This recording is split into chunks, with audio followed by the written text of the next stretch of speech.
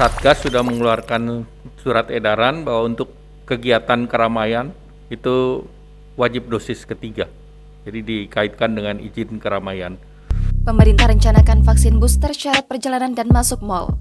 Pemerintah berencana memberlakukan vaksin dosis ketiga atau booster sebagai syarat perjalanan dan masuk mal.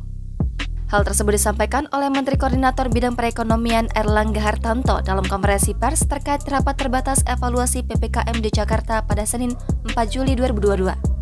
Airlangga mengatakan rencana tersebut merupakan permintaan dari Presiden Joko Widodo melihat capaian vaksinasi booster Indonesia yang masih di bawah target.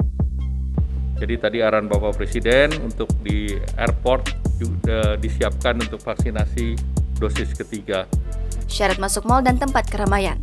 Pada kesempatannya sama, Menteri Kesehatan Budi Gunadi Sadikin turut mengatakan bahwa Jokowi ingin mensyaratkan vaksinasi dosis ketiga untuk masuk tempat keramaian.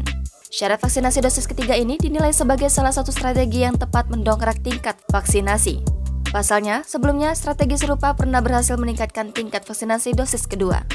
Bapak Presiden juga sadar bahwa orang Indonesia kadang-kadang ada cara-cara khusus lah untuk bisa supaya terpacu untuk mau booster.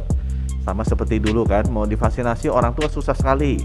Tapi begitu masuk mall mesti divaksinasi, orang tua mau semua. Kenapa?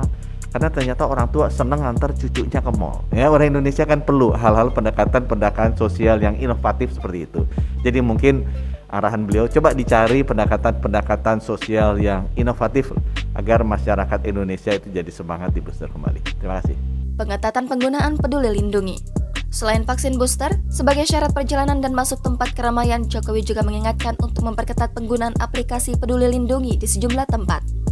Hal tersebut lantaran penggunaan aplikasi ini di beberapa tempat terpantau kendor dibandingkan sebelumnya.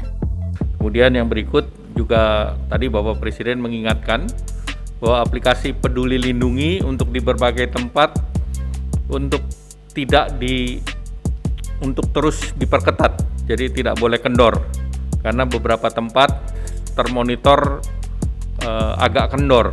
Ia melanjutkan, penggunaan aplikasi Peduli Lindungi wajib bagi sejumlah tempat ramai yang berpotensi menjadi klaster penularan COVID-19, terutama di pusat perbelanjaan seperti mal, tempat makan atau restoran, sekolah, dan bioskop.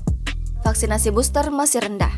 Dilansir dari laman Kemenkes, data vaksinasi COVID-19 nasional per 4 Juli 2022 sebanyak 96,79% sasaran vaksinasi sudah mendapat vaksin dosis pertama dan dosis kedua tercatat mencapai 81,23%. Namun, vaksinasi dosis ketiga atau booster masih terpantau rendah, yakni sebanyak 25,54% dari target nasional atau sekitar 51.112.102 dosis. Terkait rendahnya capaian vaksinasi booster, Budi mengatakan bahwa hal ini tak hanya terjadi di Indonesia. Kenapa sedikit? Memang itu di mana-mana, nggak di Indonesia saja. Ya. Orang underestimate lah, atau karena sudah divaksin 2 kali dia merasa lebih kuat. Perlu kita ketahui data saintifiknya menunjukkan bahwa sesudah 6 bulan terjadi penurunan. Kemungkinan pencapaian vaksinasi booster yang rendah disebabkan oleh masyarakat yang merasa cukup kuat hanya dengan 2 dosis vaksin COVID-19. Oleh karenanya, ia mengimbau masyarakat terutama yang terhitung sudah 6 bulan sejak suntikan dosis kedua untuk melakukan vaksinasi booster. Jangan lupa subscribe, share, komen, dan like ya!